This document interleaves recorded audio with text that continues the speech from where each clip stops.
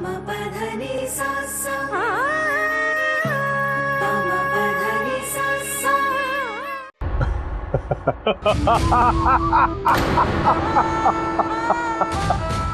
બધી કપોળ કલ્પિત વાતો તમે બોલશો અને હું માની લઈશ? હા, એક ફૂંક મારું અને ઓલવાઈ જાય એ દીવો તમારી રક્ષા કરશે આ પ્રતાપસિંહથી? અરે બંધ કરો આ બધી વાહિયાત વાતો. ચાલો ચાલો, લગ્નનો સમય થાય છે, ચાલો મારી સાથે.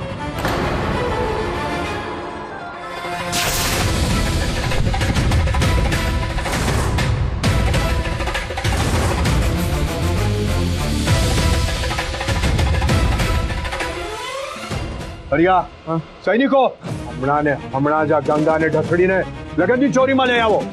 આજે અબ ઘડી આ માયા નગરીમાં પ્રતાપસિંહના લગ્ન થશે. ગંગા હારે જ. ઉઠો.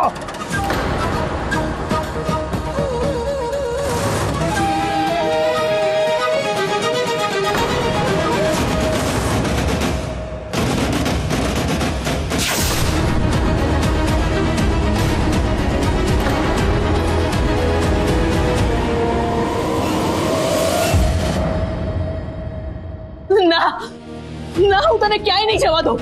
બેટા કહર, રામાયણમાં તો પ્રભુ શ્રી રામને પોતાના પિતાનું વચન પાળવા માટે વનવાસ જવું પડ્યું હતું, પણ અહીંયા તો હું પોતે તને કહું છું કે તારે ક્યાંય નથી જવાનું બેટા. પ્રતાપે જે પણ કર્યું છે એની સજા એને આપ, પણ આ બધું કરીને તો તારા મા બાપને કેમ સજા આપે છે? બેટા, અમે તારા વગર નહીં જીવી શકીએ. માં, મેં હમણાં જ ગંગાને વચન આપ્યું છે કે હું સુખ દુઃખમાં એની સાથે રહીશ, અને મને ખબર નથી કે ગંગા અત્યારે કેવી પરિસ્થિતિમાં હશે.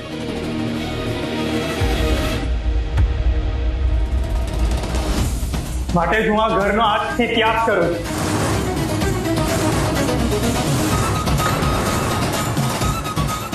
ના, નાનો હતો ત્યાંથી તારી સાથે હંમેશા આવું થયું છે. જે તને મળવું જોઈએ એ બીજાને મળે, છતાંય તું હસ્તે મોડે સ્વીકારી લેતો. પણ આજે હું આવું નહીં થવા દઉં. બેટા, તું સાવ નાનો હતો ને તો પ્રતાપ તારા બધા રમકડા માંગી લેતો, એ છતાં પણ તું એને આપી દેતો. ત્યારે એની માં મરવા પડેલી ને ત્યારે તારી માં તને છોડીને એને સાચવતી હતી, છતાં પણ હસતા મોઢે તે વાત સ્વીકારી લીધેલી. તું ખૂબ નાનો હતો અને આપણે એ ઘર છોડીને નીકળ્યા ને ત્યારે તારો જીવથી એ વાલો ઘોડો એને લઈ લીધો, તે છતાં પણ તું કઈ ના બોલે. પણ હંમેશા તું જ શું કામ ત્યાગ કરે બેટા?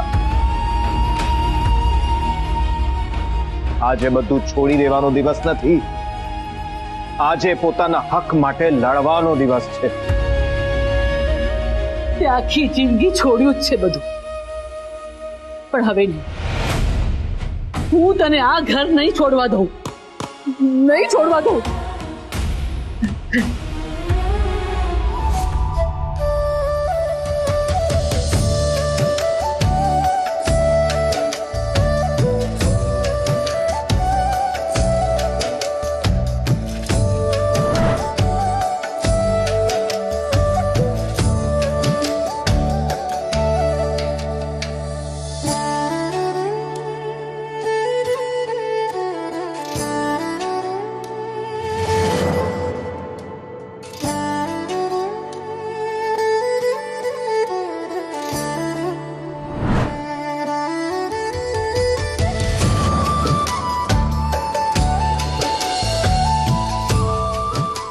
માને નથી જોઈતું, પ્રતાપને લઈ જવા દો.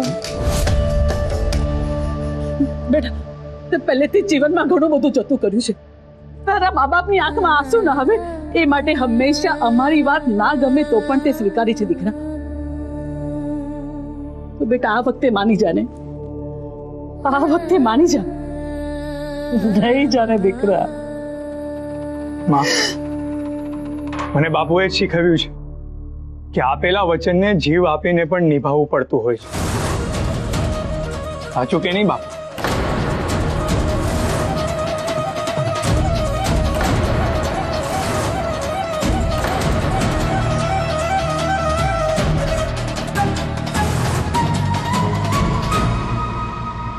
તમે એની આ જીદ પૂરી ના કરો. હું આને ક્યાંય નહીં જવા દઉં. મારા દીકરાને આવી રીતે ઘર-બાર વગરનો થતા નહીં જોઈ શકું. માં, બાપુ, હું આજ પહેલા કોઈ દિવસ આ ઘરને છોડીને નથી ગયો, તમને છોડીને નથી ગયો. પણ બાપુ, તમે જ માને સમજાવો કે એક વચનની કિંમત શું હોય છે. તો હું આ ઘરનો ત્યાગ ના કરું તો ગંગા કેવી પરિસ્થિતિમાં હશે એનો અનુભવ કોઈ દિવસ નહીં કરી શકું.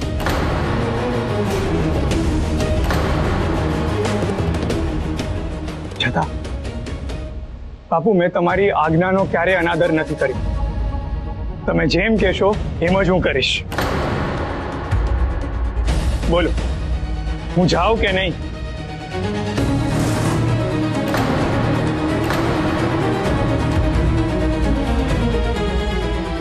કહળા મારો અંતિમ નિર્ણય છે કે તું ક્યાંય નહીં જાય.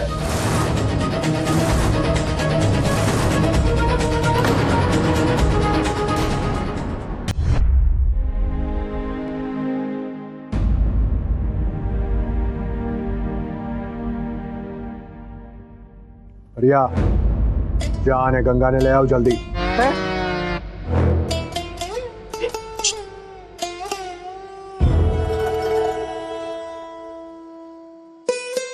આવી પરિસ્થિતિમાં હું જ કેમ ફસાઈ જાઉં છું ધાર કાઢીને? હરિયા, જા ન કર. જાઉં છું. આજે તો મારી ધાર નીકળી જશે.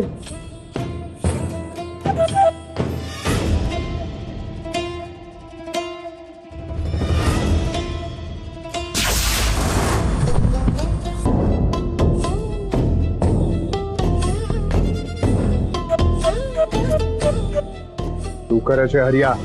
ગંગાને લઈને આવવા કીધેલું, કેમ પાછો આવ્યો? વાહ, હું જાતે નથી આવ્યો, તો પેકાઈ નહીં આવ્યો છું. એવો તે ઝટકો લાગ્યો ને કે મગજની ધાર નીકળી ગઈ. જઈને ગંગાને લઈ આવ. ન કર. નકર. એકવાર તમે જઈને જુઓ તો ખબર પડશે ધાર કાઢીને. ડરપોક છે?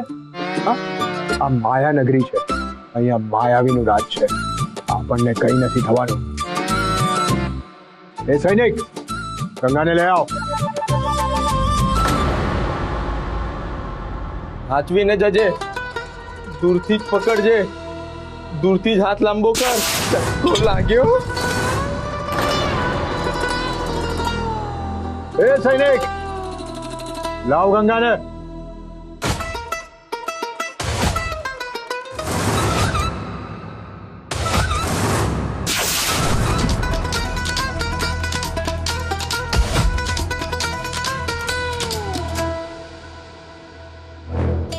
બાપા, ના જાઓ, મારી વાત માનો. તમારાથી એ ઝટકો નહીં ખમાય ધાર કાઢીને. હું છું ગામ ધણી. ઠીક છે, તો પછી જાઓ એ ભણી.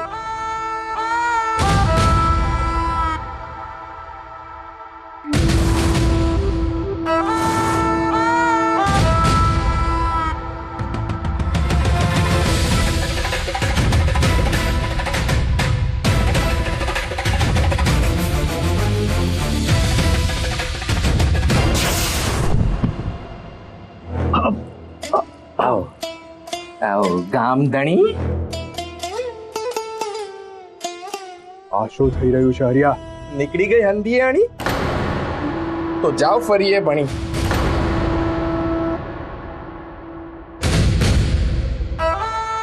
છોડીશ નહીં આ ગંગા.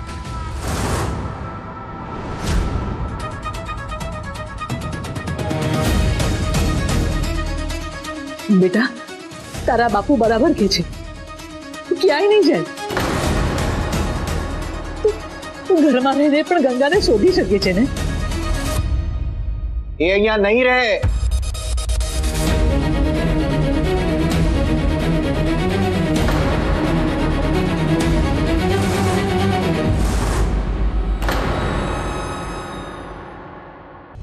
બેટા, મને બરાબર યાદ છે મેં તને શું કહ્યું હતું કે ગંગાદેવી જેવી સ્ત્રીના સન્માનની વાત હોય ને તો પોતાનું માથું ઉતારીને આપી દેતા પણ ખચકાતો નહીં.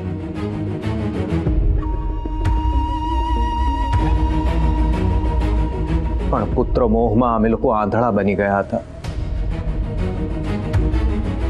અને આંધળા પુત્ર પ્રેમનું પરિણામ શું આવે છે એ તો આપણે બધાએ જોઈ જ લીધું છે. માટે હવે તને તારું કર્તવ્ય નિભાવતા નહીં અટકાવીએ બેટા.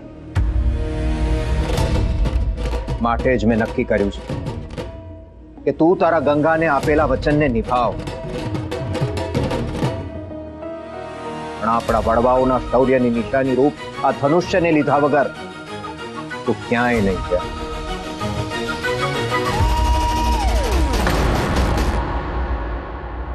બાપુ, હા કુંવર, અમારા તને આશીર્વાદ છે. ત્યારે સીતા માતાને રાવણ પાસેથી છોડાવવા પ્રભુ શ્રીરામ નીકળ્યા ત્યારે એને ઋષિ મુનિઓએ કઈ કેટલાય દિવ્ય અસ્ત્રો અને આશીર્વાદ આપ્યા. અહીંયા તારા વડીલો છે. આ ભાઈજી ભાઈ કોઈ ઋષિ મુનિથી ઓછા નથી. આ તારી માં દેવી સમાન છે. એમના આશીર્વાદ લે અને જા. પણ એક વાત યાદ રાખજે દીકરા, કે આ ધનુષ્યથી કોઈ નિર્દોષનો જીવ ન જાય. મહાદેવ તને વિજયી બનાવ. આ બધું તમે શું કર્યું? આ ક્ષણે જો આપણે એને આપણી લાગણીમાં બાંધી લઈશું ને તો ફરી એ ક્યારેય પોતાના હક માટે લડવા ઉભો નહીં થાય. આપણે નાનપણથી એને સમાધાન કરતા જ શીખ્યું છે. ત્યારે આ સમય છે આપણા દીકરાના સામર્થ્ય ઉપર વિશ્વાસ રાખવાનો. એને એની શૂરવીરતા સાબિત કરવાનો એક મોકો આપો. એને જવા દો.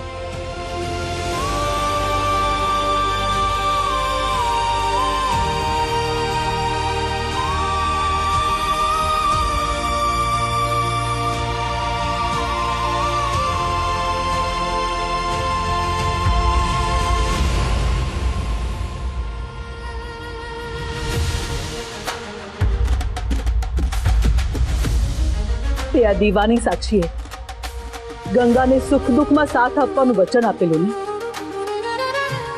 તો તારી માને પણ એક વચન આપ. ચિંતા નહીં કર, હું એક શૂરવીરની પત્ની અને માં છું. હું એવું નહીં માંગુ જેનાથી તું બંધાઈ જાય. વચન આપ.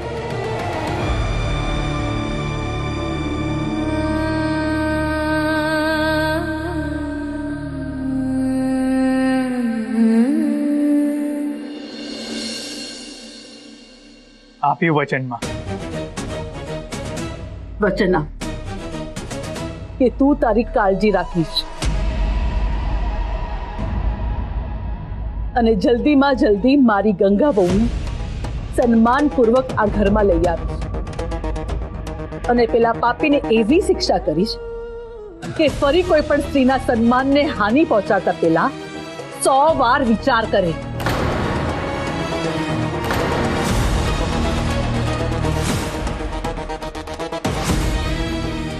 વચન છે માં. કરસનજી, તમને લાખ લાખ આશીર્વાદ છે. અન્યાય સામે લડનાર ઘણા જોયા છે, પણ પોતાનું સર્વસ્વ ત્યાગીને એક સ્ત્રીની સુરક્ષા માટે નીકળી પડનાર રણબંકાને પહેલી વાર જોઉં છું.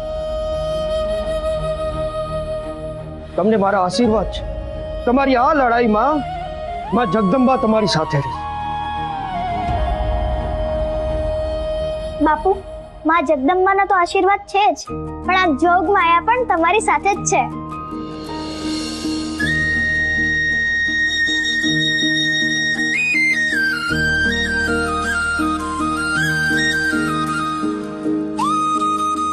બાપુ, તમારી લડાઈઓમાં ઘણા સંકટો તમને હરાવવાનો પ્રયાસ કરશે, માયાનો અંધકાર ફેલાવશે, પણ તમારી આ પાનકી અંધકારને દૂર કરીને જ રહેશે. અંધકારને ક્યારેય નહીં જીતવા દે.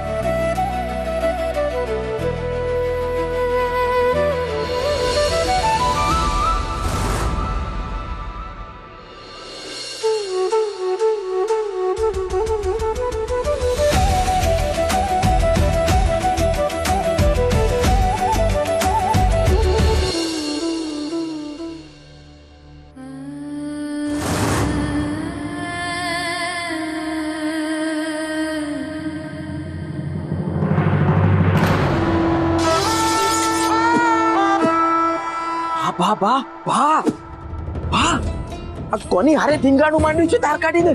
અરે આ સમજાતો નથી. નગરી આપણી, સેના આપણી. તોય મરજી નથી ચાલતી આપણી. તું બોલ્યો? વાહ, આ ગંગાબા પાસે એવી તો કેવી શક્તિ છે જે આપણને દૂર ફેંકી દે છે ધાર કાઢીને?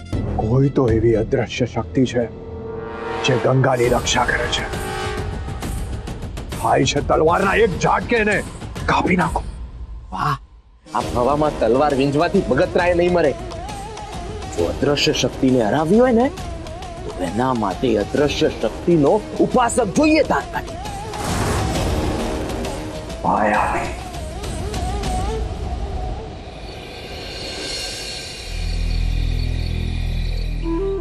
હે મારા મહાદેવ, મારી દીકરી ગંગાની રક્ષા કરજો અને કરસંગજીની મદદ. ભાઈજી ભગત, પોતાના થાનાના ઘરવાળા માટે આટલું બધું કરનારો યુવક મળે નહીં હો. મારા બાપુ છે જેવા ગંગાબેનબા જ નહીં, કોઈ પણ મુસીબતમાં હોય ને તો તરત દોડીને જાય. પણ કરસંગજી ઘર વગર રહેશે કેવી રીતે અને ખાશે શું? બાપુએ ઘરમાં નહીં રહે એવી પ્રતિજ્ઞા લીધી છે, પણ ઘર તો એમના સુધી જઈ શકે છે ને. એટલે કે મામા એક ખાટલો, એક માટલાની વ્યવસ્થા કરો. હું મારા હાથેથી છે ને બાપુને ભોજન બનાવીને આપીશ. હા, ઈ વાત તારી હાસી. આજો ભાઈ, તારા મામા છે ને એટલે બધું કરવા દે. હા, મગર તારી મામી હોત ને આ બધું કરવા ન દે. કહેવાય છે ને કે જે થાય છે એ સારા માટે જ થાય છે. હા, શું કીધું? મામા, મામી ક્યારે આવશે? એલિકા, તારાથી તારા મામાની ખુશી જોવાતી નથી? મામી ક્યારે આવશે? એને જ્યારે આવવું હોય ત્યારે આવે, નકર નહીં આવે ને તો ભાઈ મામાને હાલ છે. શું છે કે મને મામી વગર ચાલતું નથી. હા, રસોડામાંથી કંઈ પણ ખાઉં ને તો મામી તરત મને વઢે. એમાં મને વધારે મજા આવે. લે, મામી તને વઢે એમાં તને મજા આવે? હા, મામીઓ જ તો બોલે ભગવાન જેટલું ના બોલાવે. હું ક્યારે વઢી છું બાનકીને? મામા, હવે જટ જાઓ ને મારા બાપુની સોવાની વ્યવસ્થા કરો. હાલો હાલો માતાજી, હાલો. હા ચાલો, હું પણ માટલું લઈ લઉં.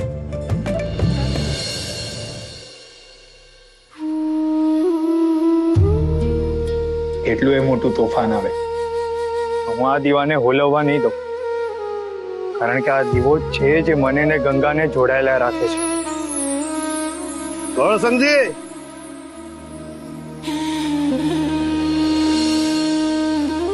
આ લ્યો તમારા માટે ખાટલો લાવ્યા.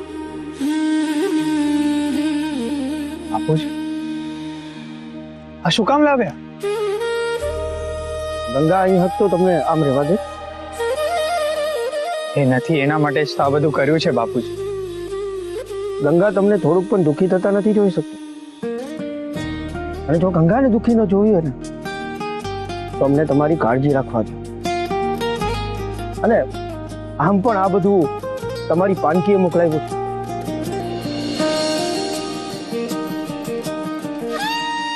તો ઠીક છે, તો પછી ના નો કહેવાય.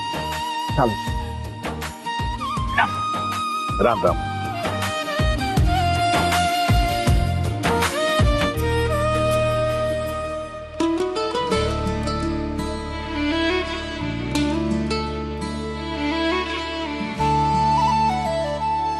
ગંગા, મને સમજાતું નથી કે તમે ક્યાં હશો, પણ હું તમને ગમે ત્યાંથી શોધી કાઢીશ, કારણ કે મને તમારી હાજરીનો આભાસ દૂરથી જ થાય છે. હું જાણું છું કે તમે આસપાસ છો. કોઈક એવો સંકેત આપો જેનાથી હું તમારા સુધી ઝડપથી પહોંચી જાઉં.